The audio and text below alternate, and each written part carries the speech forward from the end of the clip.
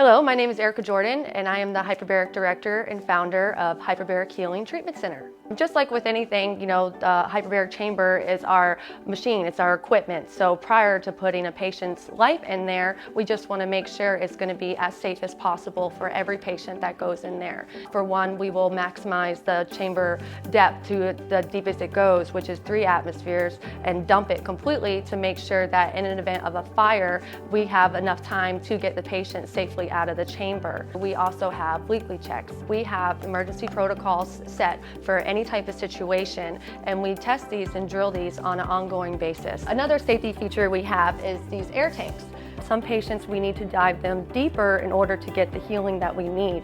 So we have to break up their treatment time with regular air, so that way we don't over-oxygenate the patients. Every chamber has cycles on it. So the cycles are like the mileage of the car. Every time we turn it on, it's going to add a cycle. Based on how many cycles you have depends on maintenance that needs to be done. This is a ground bracelet.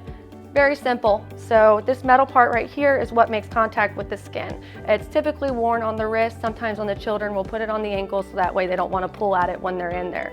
Basically, it just plugs into the chamber, and so while they're in there, this keeps the patient grounded, so that way there's not static discharging off their body, which can be dangerous in the hyperbaric environment.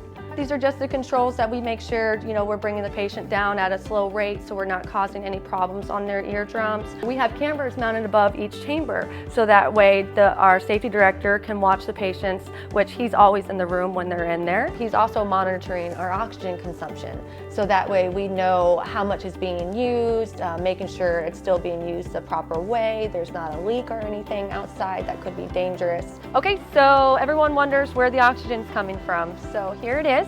This is a liquid oxygen tank. Basically, when it's in there, it's negative 271 degrees.